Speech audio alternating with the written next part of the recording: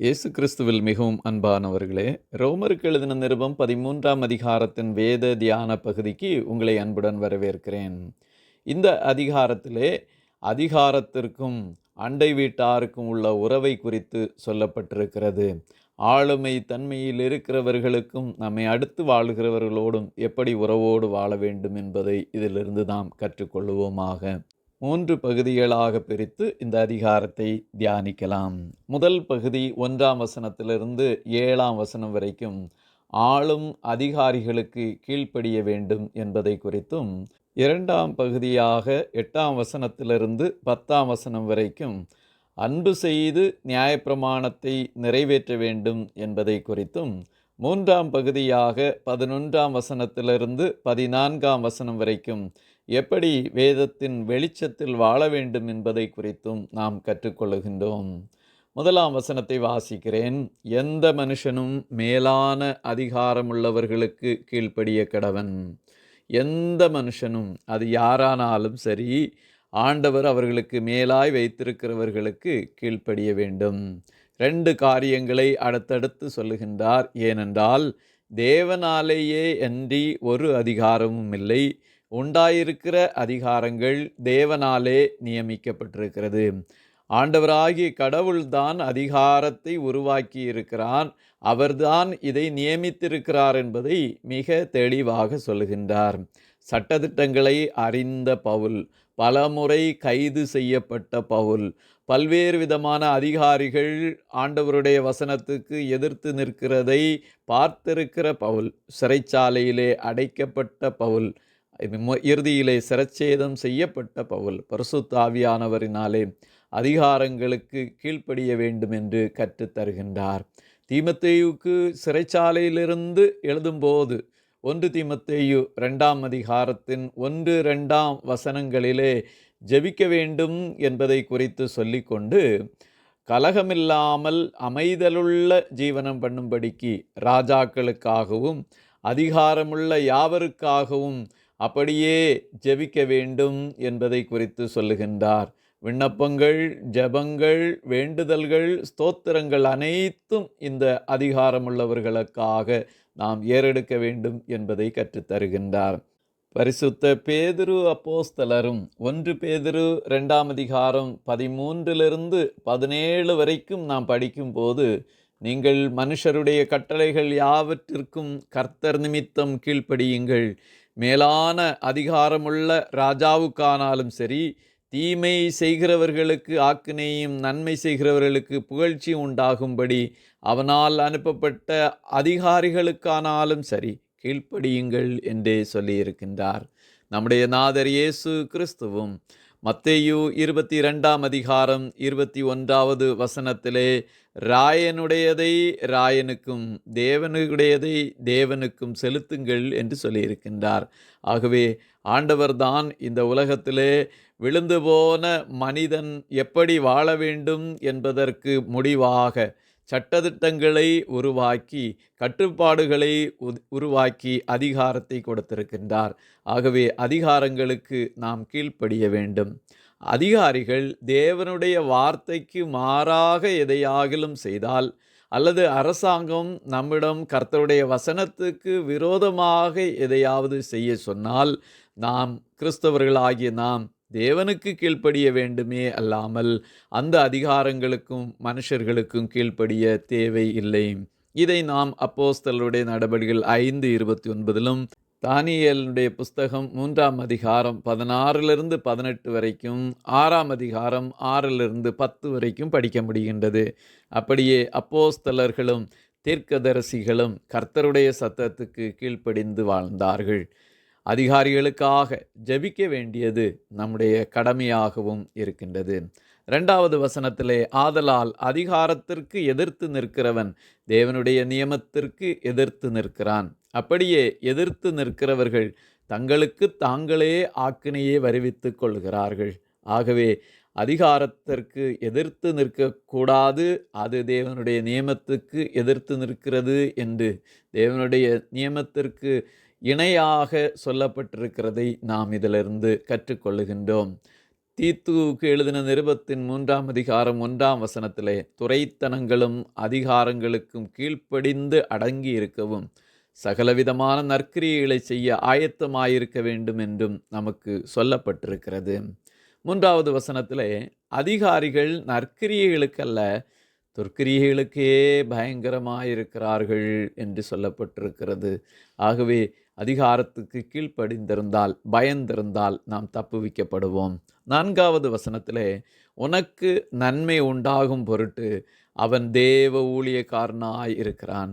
நீ தீமை செய்தால் பயந்திரு, பட்டயத்தை அவன் விருதாவாய் பிடித்திருக்கவில்லை. தீமை செய்கிறவன் மேல் கோபாக்கினை வரப்பண்ணும்படி அவன் நீதியை செலுத்துகிற தேவ ஊழியக்காரனாயிருக்கிறானே. முக்கியமான வார்த்தை தேவ ஊழியக்காரனாய் இருக்கிறானே என்று.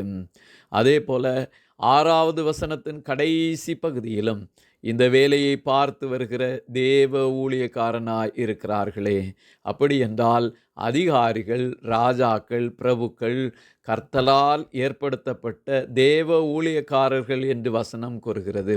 ஆகவே ஆண்டவர் அவர்களை ஏற்படுத்தி வைத்திருக்கிறபடியினாலே அவர்களுக்கு கீழ்ப்படிய வேண்டும்.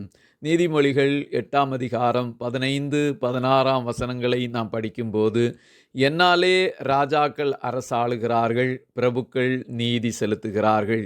என்னாலே அதிகாரிகளும் பிரபுக்களும் பூமியிலுள்ள சகல நியாயாதிபதிகளும் ஆளுகை செய்து வருகிறார்கள். கர்த்தராகிய ஆண்டவரினால் மட்டுமே ராஜாக்களும் பிரபுக்களும் அதிகாரிகளும் ஆட்சி செய்து வருகிறார்கள் என்பதை நாம் புரிந்து கீழ்ப்படிந்து வாழ அழைக்கப்பட்டோம். 7வது வசனத்திலே, யாவருக்கும் செலுத்த வேண்டிய கடமைகளை செலுத்துங்கள் என்று சொல்லி 4 காரியங்களை சொல்லுகின்றார். கடமைகளை செலுத்துங்கள், வரியை செலுத்துங்கள், தீர்வையை செலுத்துங்கள், பயப்படுங்கள், கனம் பண்ணுங்கள் என்று நமக்கு சொல்லப்பட்டிருக்கிறது. ஆகவே ஆண்டவர் ஏற்படுத்தி வைத்திருக்கிற அதிகாரங்களுக்கு செய்ய வேண்டிய ஒவ்வொரு கடமைகளையும் நாம் செலுத்த, அதை விட்டு விடாமல் இருக்க அழைக்கப்பட்டோம். 2ஆம் பகுதியாய் அண்டை வீட்டாரோடு உள்ள உறவிலே அன்பு கொண்டு நியாயப்பிரமாணத்தை நிறைவேற்ற நாம் அழைக்கப்பட்டிருக்கின்றோம். எப்படி அதிகாரிகளுக்கு கொடுக்க வேண்டிய மரியாதையை நாம் கொடுக்கிறோமோ, அதே போல நம்மை சுற்றி இருக்கிற மக்களுக்கு கொடுக்க வேண்டிய அன்பை செலுத்த கடமைப்பட்டிருக்கிறோம். 8வது வசனத்திலே, ஒருவரிடத்தில் ஒருவர் அன்பு கூறுகிற கடனே அல்லாமல் மற்றொன்றிலும் ஒருவனுக்கும் கடன்படாதிருங்கள். பிறனிடத்தில் அன்பு கூறுகிறவன் நியாயப்பிரமாணத்தை நிறைவேற்றுகிறான் என்று சொல்லப்பட்டிருக்கிறது. நியாயப்பிரமாணத்தை நிறைவேற்றுதல் என்பது ஒருவருக்கொருவர் நாம் அன்பு கூற வேண்டும்.